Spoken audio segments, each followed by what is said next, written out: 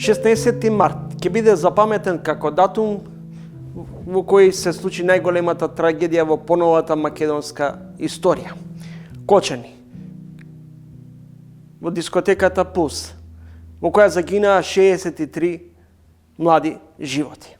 Една година потоа, како функционира, како се рехабилитира и како Црвениот крст се справуваше со таа трагедија. Добре ден за Сузана Тунева Пауновска. Вие сте секретар во Црвениот крст во Скопје, меѓутоа сте биле и дел од оперативниот тим за време на трагедијата во Кочани на 16 март. Една година потоа, може ли да кажеме дека полека се зараснуваат лузните од оваа трагедија?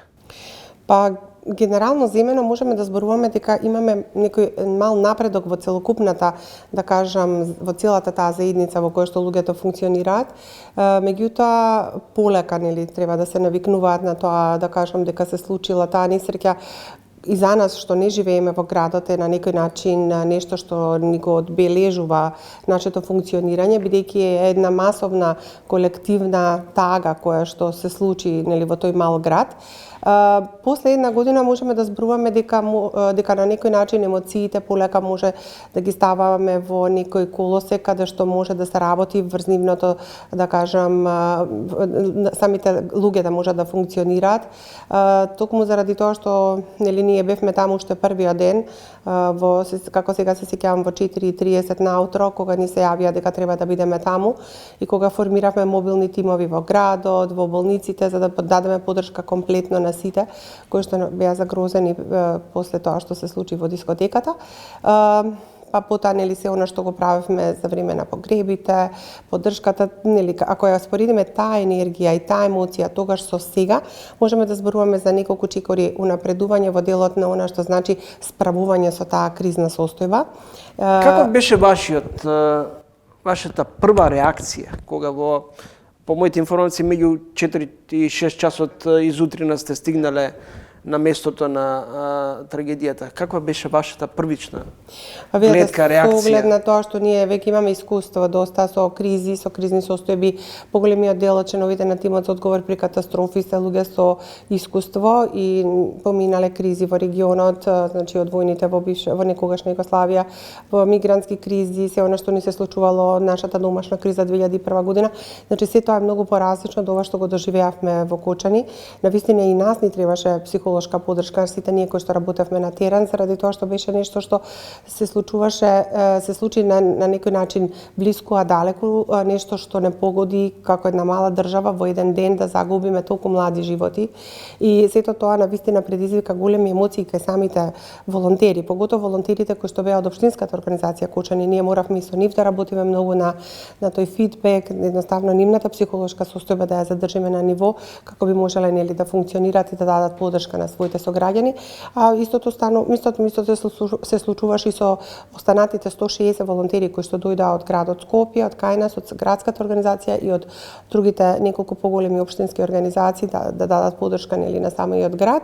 Јас мислам дека беше навистина едно искуство кое што не можам да го споредам со ниедна криза која што претходно сме ја поминале како Црвен крст, заради тоа што најголемата катастрофа со која или трагедија со која сте се соочиле во изминативе години? Па да, со оглед на тоа што 30 години веќе сум во Црвениот крст, претходно работев во Меѓународниот Црвен крст, значи уште од босанската криза навака.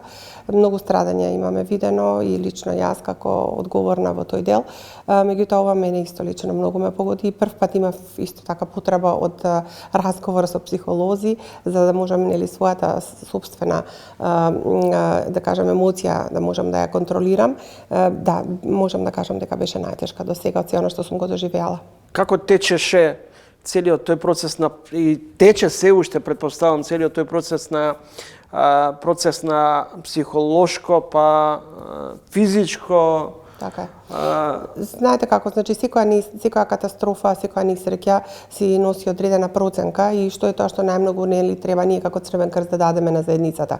Во случајот со несреќата во Кочани најголемата потреба беше првично нели да се справиме со потребите на семејствата кои што имаат свои повредени, да им дадеме логистичка поддршка, потоа логистичката поддршка на нивното заминување и лекување во странство. Оние кои останаа тука исто така со мобилните тимови кои што беа пред болниците да дадат поддршка на тие семејства кои што чекаа било какви информации за тоа што се случило со нивните блиски, а оние кои што за жал ги загубија своите деца, своите блиски, на нив им требаше комплетна поддршка во делот на она што значеше организација на погребот и самиот начин на транспорт на телата од Скопје во Кочани на гробиштата во Кочани и не само во Кочани, него и во сите други околни села каде што нели имавме организирано вакви активности за поддршка на семејствата при погребувањето на лицата. Знаете како навистина мислам дека беше тешко. Беше тешко за сите нас заради тоа што е нешто што во една ваква мала држава во еден ден се случи сето тоа и нормално. Не може да во почетокот да се справиме со тоа, меѓутоа имаме доволно добро искуство и имаме такви тимови за прва психолошка помош, така да меѓу себе навистина си дадовме голема поддршка. Мислам дека и ние како тимови на Црвен крст дадовме голема поддршка во самата заедница, во самата општина во градот, заради тоа што сакавме да ги заштитиме на некој начин волонтерите кои што се наоѓаа во градот, бидејќи нивни блиски, роднини, пријатели, другарчиња загинаа, така да најголемата, да кажам, во првите неколку дена најголемиот притисок го добија волонтерите кои што дојдоа од соседните градови, а најмногу од градот Скопје, а потоа полека нели ја правевме проценката, работевме со семејствата, работиме со повредените, имаме добра координација со болницата во Кочани, знаете и целата хуманитарна поддршка во делот на собирање на средствата за поддршката на тие лица одеше преку Црвениот крст, преку Фондот на солидарност и направивме една евалуација пред 3 месеци. Што е тоа што го направивме добро, што е тоа што треба да биде уште подобро во некоја друга, не дај Боже, ваква кризна состојба и се излистаа неколку потреби кои што ние веднаш ги изреализиравме. Првично е отварање на регионален центар за ментално здравје во општинската организација на Црвен крст Кочани, кој регионален центар ќе даде комплетна поддршка на лицата кои што нели се уште се справуваат со тие емоции, со тоа да го прифатат, да ја прифатат реалноста, за оние кои што ги изгубија членовите на нивните семејства, меѓутоа за оние кои што се повредени, едноставно нели мора да го продолжат животот и да се прилагодат на еден нов начин на функционирање.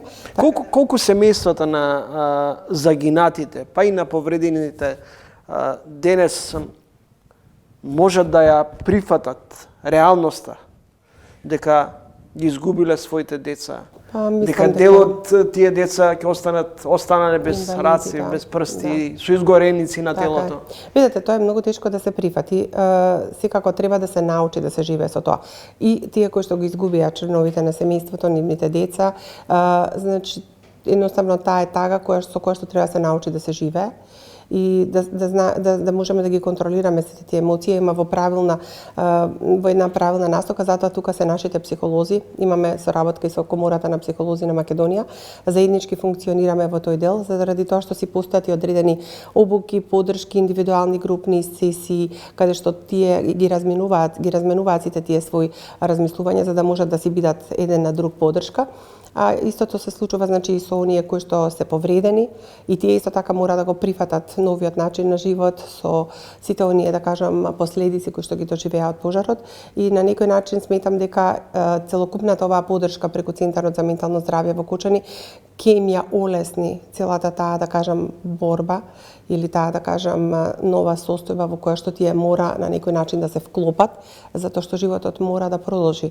Така да истовремено зборуваме и за унапредување на нашите капацитети во делот на тоа кои се луѓето и кои се волонтерите и вработените кои што можат да делуваат оваков вид на несреќа, така да направивме на реорганизација на целокупниот систем на оперативните сили на Црвениот крст. Ја формиравме националната интервентна единица со стручни лица кои што се обучени за прва помош, логистика, проценка на потреби и психосоцијална поддршка. Тоа се 40 експерти, да ги кажам, млади луѓе кои што навистина даваат се од себе за да функционира сето тоа така добро на терен. И таа национална интервентна единица ќе делува секогаш во првите 72 часа на несреќата, а потоа во тие 72 часа ќе се направи систем за да многу побрзо изреагираме и дадеме поддршка на заедницата која што е запатена од одредена катастрофа или несреќа. Господја Тунева, една година по пожарот во дивата дискотека Пулс, како денеска функционира градот? Па по она што ние го гледаме и по она што извештаите доаѓаат од општинската организација, мислам дека младите луѓе секако имаат потреба и желба да ги работат сите оние активности кои што и претходно ги работеле, така да навистина зборуваме за еден доста активен клуб на млади, на волонтери на Црвениот крст во Кочани. Понатаму исто така доста имаме голема активност на млади луѓе, психолози и студенти кои што сака да бидат дел од таа прва психолошка и психосоцијална поддршка или справување со тој стрес или таа траума која што нели се случи во изминатите 12 месеци, така да мислам дека полека почнува да се враќа на некој начин животот во тој град и секако мора сите ние да дадеме придонес заради тоа што мора да ја вратиме енергијата во градот, а при тоа да не ги забравиме сите оние кои што до пред 12 месеци беа дел од нас и дел од сите тие активности, заради тоа што тука имаме и доста волонтери кои што го загубија животот, беа волонтери во Црвениот крст Кочани, нивните родители, нивните семејства исто така и понатаму остануваат поддршка во општинската организација. Може би сето ова, нели, кога го зборуваме ние од оваа страна, многу тешко допира до некои луѓе. Значи, сите луѓе се различни, не може секој да на ист начин да го прифати сето тоа што се случува. Меѓутоа, ние максимално се трудиме да дадеме поддршка согласно нивните потреби, без да бидеме на некој начин да се наметнуваме, едноставно да ги следиме нивните сигнали на потреби и така да делуваме. Тешко е, меѓутоа мислам дека имаме доста напредок во тој дел да таа енергија полека ја вратиме назад. Благодарам за разговорот. Хвала. Сузана Тунева Пауновска, секретар во Црвениот крст.